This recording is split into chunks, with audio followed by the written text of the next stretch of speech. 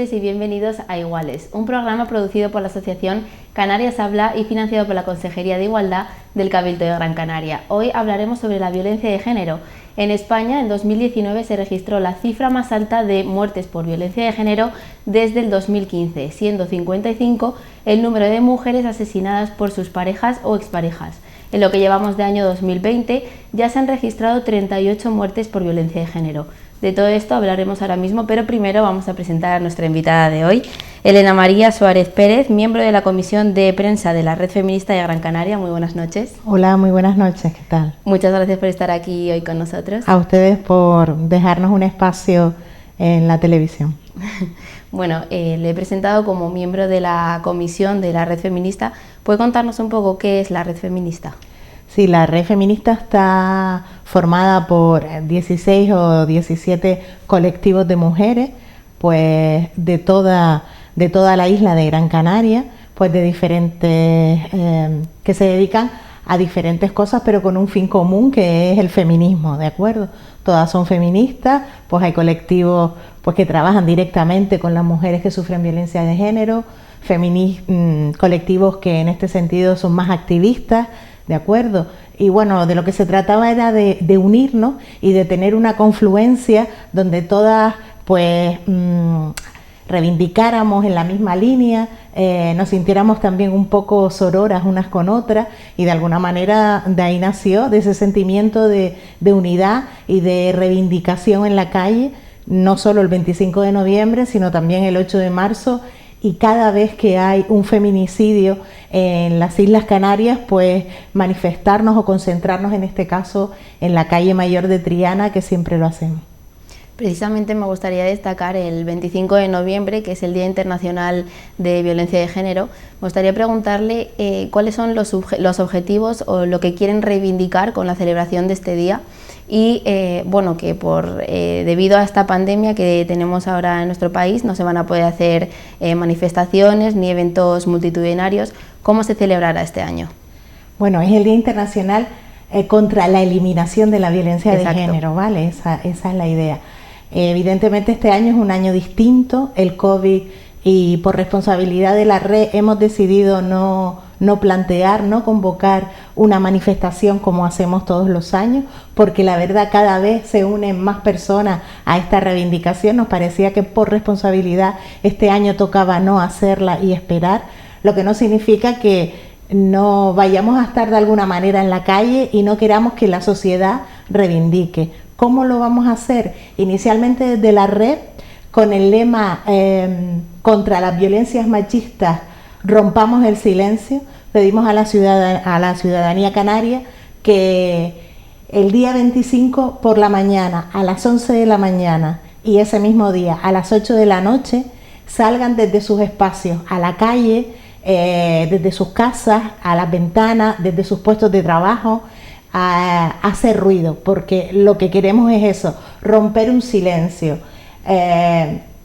Los colectivos, los partidos políticos que intentan silenciarnos, minimizar un problema de este calibre, tienen que tener claro que nosotras vamos a romper ese silencio, vamos a estar siempre reivindicando y pidiendo lo que corresponde para que esta lacra social desaparezca. Es complicado, pero siempre vamos a estar ahí y en la lucha, y este 25 será de forma distinta, pero también estaremos.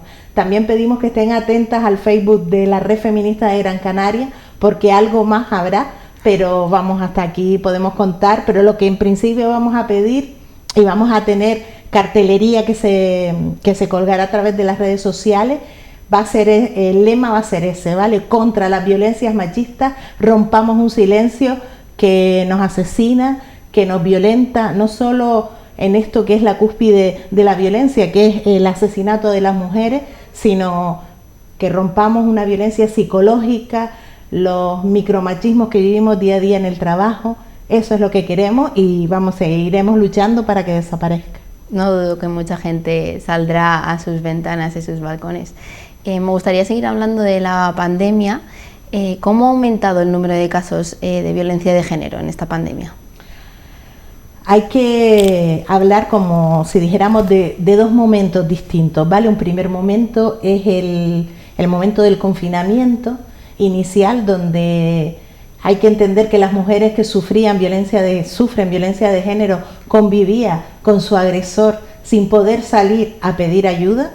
Esto complicó mucho su situación, se aumentó bastante la violencia machista, y con el confinamiento la situación no mejora. Es verdad que de alguna manera, evidentemente, desde el momento que podemos salir a la calle hay una luz donde tú puedes, es un espacio mucho más abierto a la hora de solicitar ayuda o de intentar por lo menos informarte.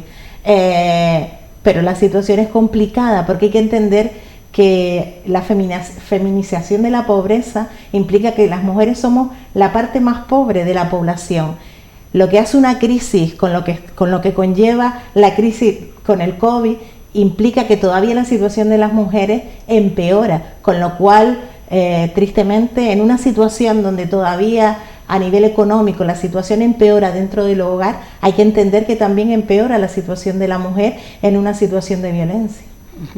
Usted lo ha dicho, pues la convivencia con precisamente un agresor evidentemente es muy difícil. ¿Cómo se puede entender esta convivencia como un factor de peligrosidad en el que pues incluso puede surgir esta violencia de género que antes no existía, o puede aumentar pues la violencia, ¿no? Evidentemente es un factor de riesgo muy alto convivir con el agresor o supuesto agresor, vamos a llamarlo. Es un factor de riesgo elevadísimo, que hay que entender que normalmente en una relación donde hay violencia hay calma, situación de convivencia, aumenta ese nivel de tensión. Ese nivel de tensión da lugar a situaciones pues de mayor tensión. Hablamos de insultos, vejaciones y humillaciones que pueden dar lugar a la violencia física, y con todo lo que ello conlleva, que en ocasiones tristemente es el asesinato de las propias mujeres. Entonces, evidentemente, la convivencia en un mismo espacio se multiplica por 2 el riesgo de que haya una mayor violencia, ya no solo psicológica, sino también física, con este fin trágico que pues nos hemos enfrentado hasta ayer o antes de ayer en Girona, la última mujer fallecida en España, ¿no? Asesinada, perdón. Frecuentemente conocemos en las noticias casos de mujeres asesinadas, y muchas de las veces las mujeres ni siquiera habían denunciado a su agresor. ¿Por qué estas mujeres no denuncian y les cuesta mucho salir de esta situación que viven? Sí, hay que entender en un primer lugar que es un tema mucho más complejo la violencia de género de lo que nos hacen ver. Muchas veces pensamos, pero si le pega, ¿por qué no se va? Esto es una reflexión que se hace desde el simplismo, la verdad, vamos a llamarlo así. Es mucho más complejo que eso. Es una persona que entiende que, bueno, de alguna manera es un amor malentendido, que cree que su pareja va a cambiar. Hay un ciclo que es el ciclo de la violencia de una psicóloga estadounidense, Leonore Walker, que explica claramente cómo a veces cuesta salir de lo que es el ciclo de la violencia.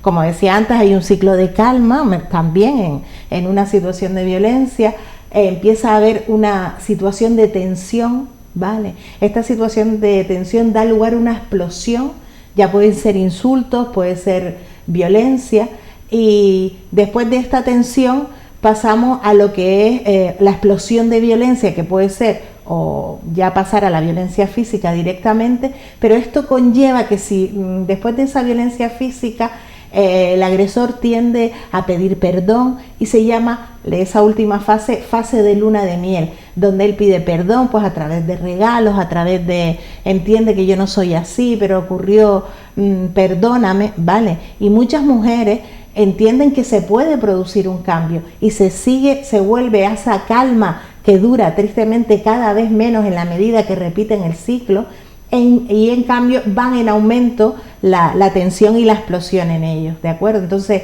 de lo que se trata es de dar una respuesta integral cuando una mujer se acerca durante ese ciclo a un recurso de atención a la mujer y no vuelva a meterse, ¿vale? Entonces es vital y necesario que las mujeres sepan que hay recursos y que hay una salida para esto. Pero no es fácil dar ese paso. Es muy importante que la familia estén ahí, incluso cuando la mujer recae 1 y 2 veces y 3. ¿Por qué? Porque en algún momento ella dará el paso. Es verdad que para la familia a veces es complicado porque no se entiende, pero las mujeres tienen que entender que aunque su familia a veces no responda, los recursos siempre van a estar ahí, aunque hayan ido 1, 2 o 10 veces, ¿vale? No, y además también es difícil porque muchas veces, por mucho que ella se quiera alejar, la otra persona sigue buscándola. Entonces es más difícil. Sí, luego ya aquí estamos hablando de también violencia, que es una vez cuando rompen con el agresor, como él todavía sigue, pues lo que tú indicas, la va a buscar, intenta utilizar a los niños, vale, como moneda de cambio para que ella vuelva.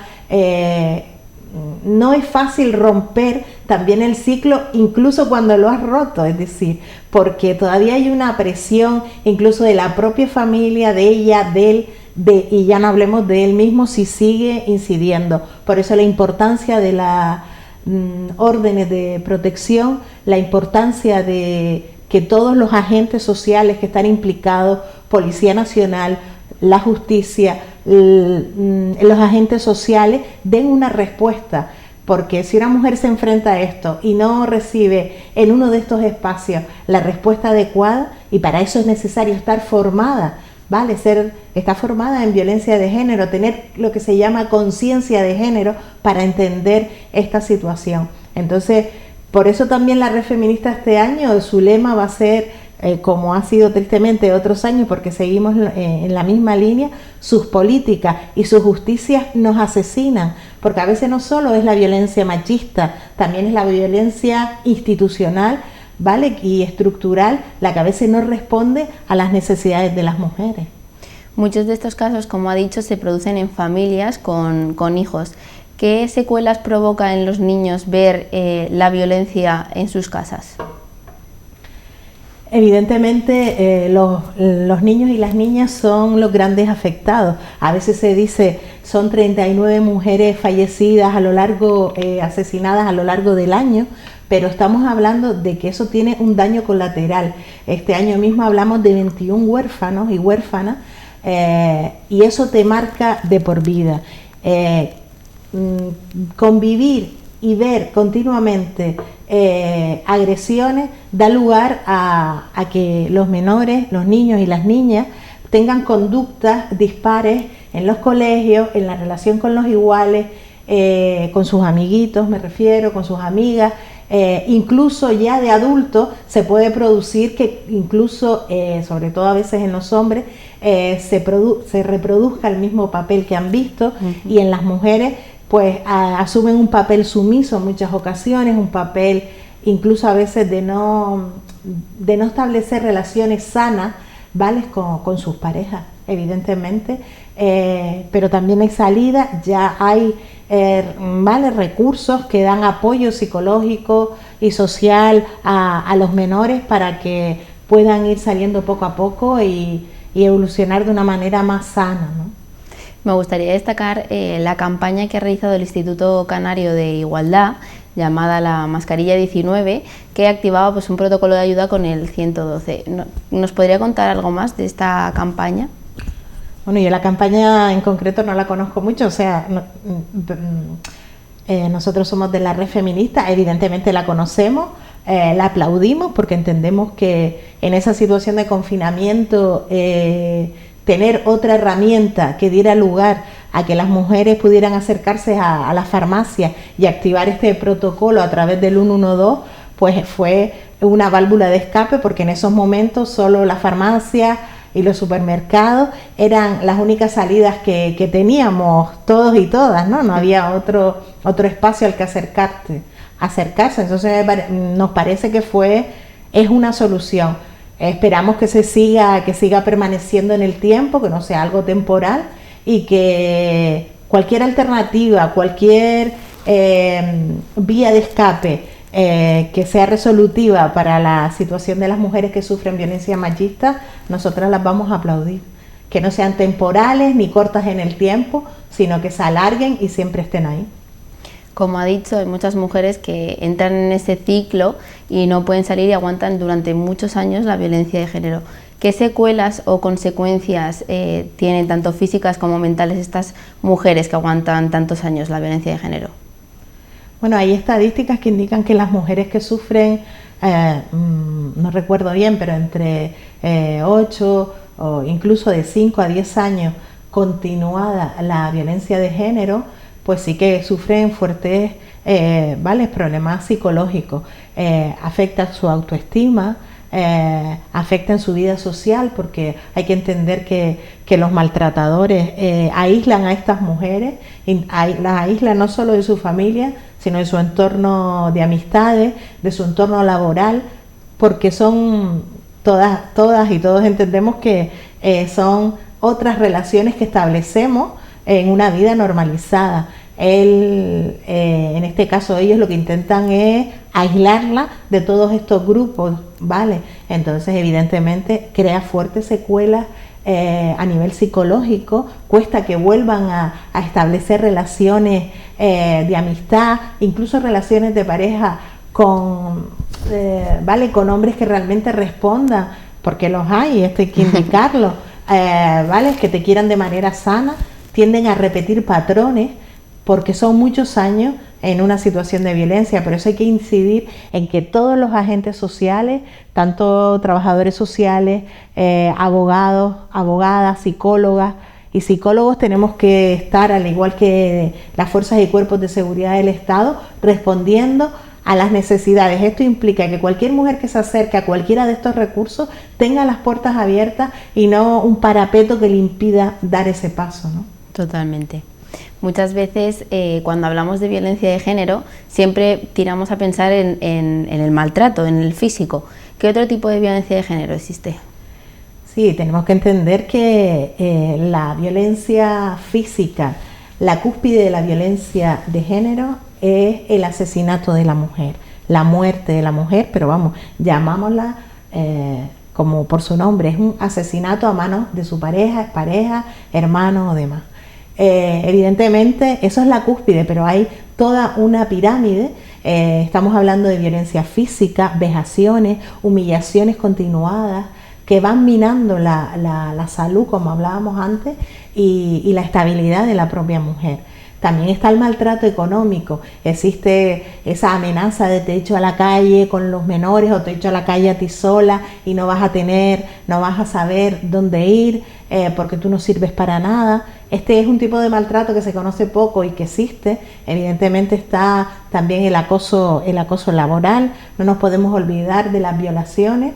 Hemos tenido años atrás verdaderas barbaridades en la respuesta de la justicia ante agresiones sexuales evidentes, ¿vale? Entonces podemos hablar de malos tratos físicos, psicológicos, económicos, maltrato social incluso, y por supuesto violaciones, la trata de mujeres, también estamos hablando de, y también hablamos de la otra parte a veces de las mujeres, la diversidad, la transexualidad, cómo las mujeres lesbianas también son insultadas y vejadas por el hecho de vivir en libertad su sexualidad. Y aunque estamos dando pasos importantes, sí que es verdad que todavía se sufre violencia, y eso también es violencia de género. ¿Con qué recursos cuentan para solucionar este gran problema? Hombre, desde la Comunidad Autónoma de Canarias hay recursos, pero hay que entender que todos los ayuntamientos deberían tener un centro, y es lo que nosotras pedimos, un centro de información a la mujer. ¿Por qué? Porque la mujer se acerca a su recurso más cercano, ¿de acuerdo? El que tiene en su municipio, y debe ser un recurso además que tenga un apoyo integral. Cuando hablamos de apoyo integral hablamos de apoyo social, psicológico, jurídico e incluso un itinerario laboral para algunas mujeres que nunca han estado inmersas en el mundo laboral, porque tenemos que también recordar que las mujeres somos las grandes cuidadoras, las sostenedoras de la familia, y de forma gratuita normalmente, ¿vale? Y se nos ha marcado este papel, y Y en estos momentos de COVID todavía esa situación empeora porque tendemos pues sabemos también que las personas mayores ahora mismo viven una situación complicada y donde se vuelca todo el trabajo en las mujeres en el 90% de los casos. Pues muchísimas gracias por estar aquí con nosotros. Creo que es un tema muy importante que se debería de concienciar desde la educación para que la gente entienda la gravedad de este problema. Así que muchísimas gracias por aportarnos tanta información. Gracias a ustedes por la invitación. Nos vamos a publicidad y enseguida volvemos.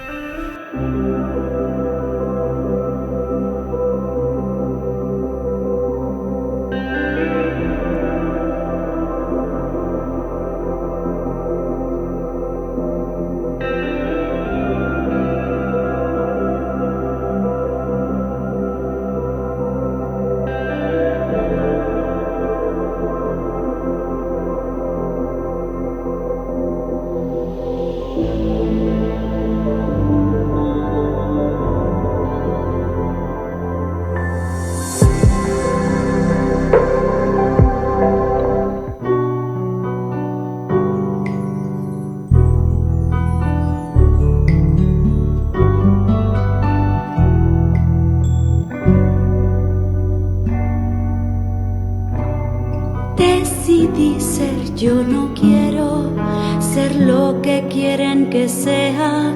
Persigo mi propia idea y abro mi propio sendero. Decidí